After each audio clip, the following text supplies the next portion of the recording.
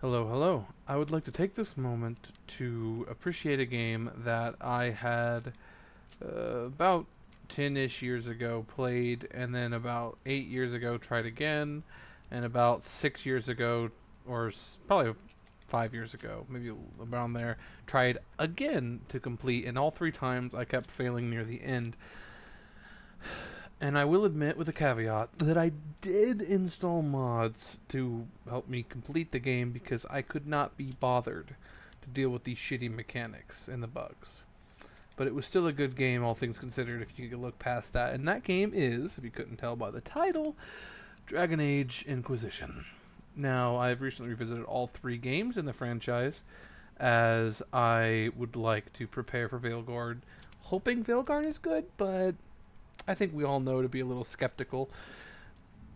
Um, but overall, I would say after completing Inquisition, I was a little harsh on it when I was younger.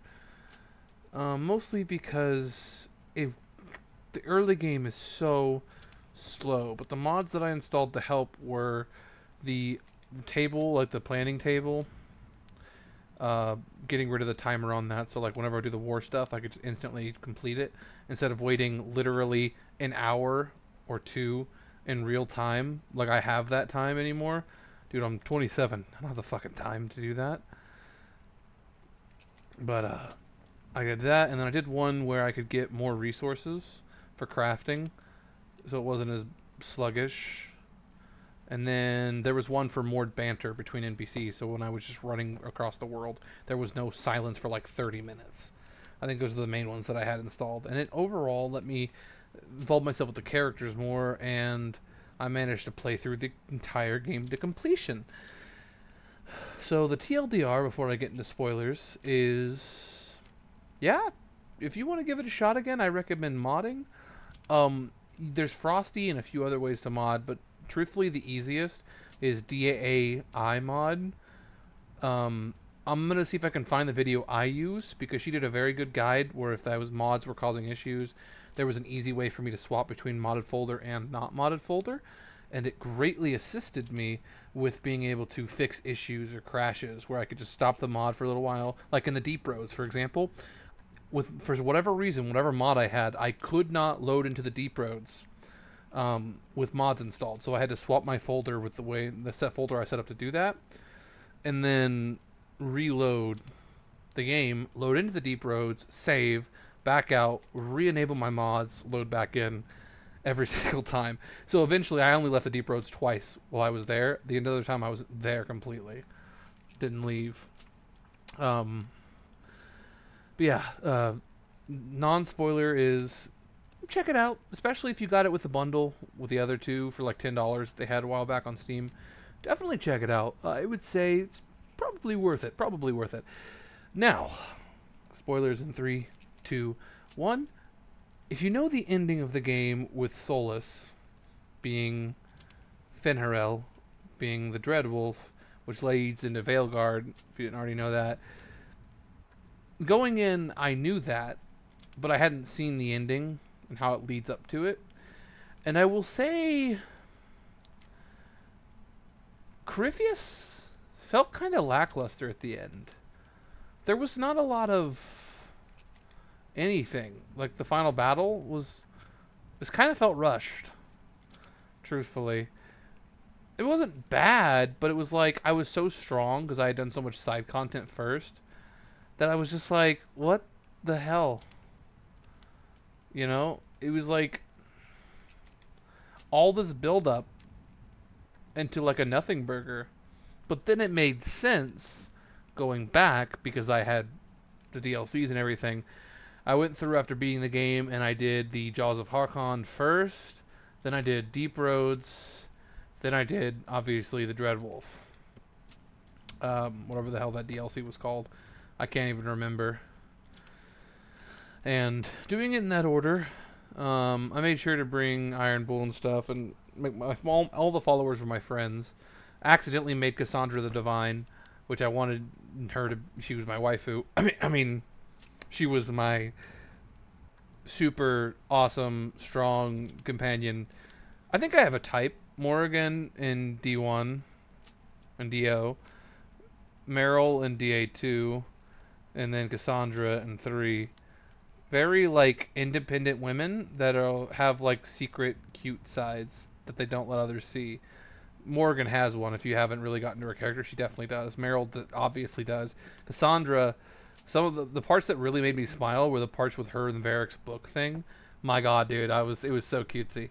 So I really enjoy the games for that reason. I think, especially, here's another spoiler: if you finish Varric's story and then you do the whole card game thing, where everyone's getting drunk and they're just having a good time playing cards together, I was smiling the entire time there, because there's one thing that BioWare does really well, and that is characters. They do a very good job at characters and world building around those characters, or they used to. Which is why I'm worried about Veilguard a little bit, because let me be real here for a moment. If everyone in the game is pansexual, no one is pansexual. If that makes sense, it's like it's not inclusive at that point. It's overly inclusive. It's like there's no character, right? Like part of I'm not saying sexuality is a character. I'm saying it's part of the person, right? It's part of them. It's what makes them them. It is their decision, their feelings, their belief. It's what they want. It's who they are, right? Like, for example, Isabel in 2 being just this flippant pirate who just fucked whatever because she didn't care. DAI, Iron Bull, mercenary, also the same. Kuhn didn't give a shit about, real relationships to begin with. Dorian is gay, and he does a good job of, kind of being flamboyant but not being obvious. And eventually he's just like, "Oh, you didn't know? I like men. No, I mean I really like men." And then there's Sarah being Sarah, who's fucking crazy. But then she goes, "Yeah, I like parts, yeah, but I don't like your parts, yeah." So, and there's stuff like that. But like, those are part where you're like, "Oh, my bad, cool, backing off," right? But if in Veilguard every single NPC is romanceable, I feel like it has the Baldur's Gate 3 problem, where if everyone is the exact same thing, what are you romancing? Part of like, even just in the real world, right? There are pansexual people that like everyone. There are gay people that like, only their own specific gender. There are straight people that only like their opposite gender. There are people that like different things about different people. There are people with different everyone is different, right? And there are other people that share those beliefs, but they're not all carbon copies of each other. Not every single pansexual person's like, "Well, if I can't fuck you, then I'm going to fuck your other companion." When I saw the CEO say that scared me, right? Because in Inquisition I realized that it leaned even more into homosexuality and bisexuality, but also straight characters having a lot more character, So all of them go, because DAO, I mean, they had Zevran, and I think Liliana was also didn't care, and like maybe I don't know if one other did or not, and then they had other characters that were like adamantly straight and other ones that were adamantly, every game has been unique in the sense that is, you can tell companions apart from each other. I just don't want every companion to be in Veilguard. I don't want them to all be the exact same carbon copy cutout, right? I don't want me to be, "Hey, I'm a dwarf, but I fuck everyone. And I'm edgy. Hey, I'm a dwarf, and I fuck everyone, but I'm very charismatic and write books." And it's like they have one personality trait and then nothing else is what I mean. So like, I don't want it to feel like forced inclusion. And I think inclusion's good. I like the other games. In fact, I've romanced Deverin a few times. I've romanced Dorian before in DAI when I was younger. Actually, that's another mod I installed. I installed the mod where you can romance everyone, but the first one you romance is the one that you actually canonically romance, just so you could see the other stuff and get the other achievements. And I did Dorian and Bull, and I did Cassandra. I tried to get Josephine, but I took too long and missed that opportunity. But yeah, I don't know. I fear Veilguard will try too hard to be everything. Because if it's everything, then it's not gonna do anything good. It's just gonna do everything okay. And a mid game is fine, but it's not what you want from 10 years of development, right? Like, just overall, I hope my hopes for Veilguard in Dragon Age going onward is maybe we can get I know old Bioware is mostly gone, but that reminiscent of when you really look at the world, which is going back to DAI. I got on a tangent there for Veilguard. Going back to DAI, looking at the world and like how your Inquisitor plays is extremely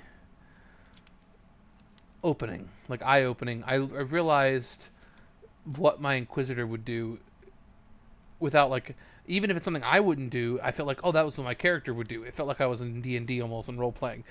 In 2, it was more of like Hawk's a sarcastic asshole, and I just played it like that. Mostly chose sarcastic options, other than the people I really care about, like Meryl or my sister, or really close friends. I would choose the nice option. And then like Origins, my character was just a dude. He was a nice dude, just a Grey Warden. He's in a shitty situation. He had trauma past from because he's a Kuslan and getting betrayed. But all my characters have been different, and I'm hoping that, especially here's one more thing about Veilguard, the Teventer starting thing. I'm pretty sure you're just a like like a rebel basically. But as fucked up as it is to say, why not just go full balls to the wall and just make a normal Teventer person, like a noble Magister family, like Dorian was? You can be a member of a shitty family, be raised as in a shitty family, but choose to break off from that and do your own thing, like Dorian did. So why are we the only Teventer option? Rebels. Like maybe I want to be a Teventer mage. I don't normally. I always play warriors usually. But I thought about, because we're in Teventer, being a mage this time around. But not if that's the background,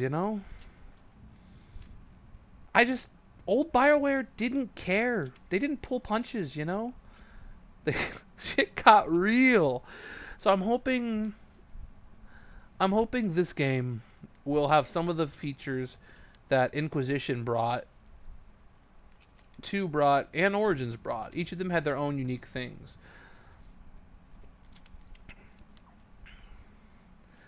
But this is just going to be one of my last videos probably on Dragon Age, unless there's more people ask for more.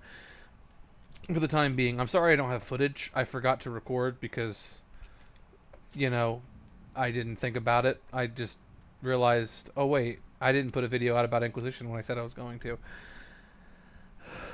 And I also don't have the game installed. I finally started playing Baldur's Gate recently, but I haven't gotten very far. And so I had Joshua Graham here assist me while I went on a little tangent, so you guys have something to look at, It's very fat. I love this background. Wallpaper engine OP. So anyway, tangent over. Basically, Inquisition 2 and Origins all have their very unique things that make them good. They also have their things that make them bad, but they are all pretty solid games. And there is one thing that the Dragon Age fandom can all agree on, is that Origins was a lot of people's childhoods, because it has a lot of issues, but if you consider the time it was released and what it did for the industry, breathtaking, insane, dude. Inquisition tried, and I'm hoping that Inquisition walked so that Veilguard could run. Thank you.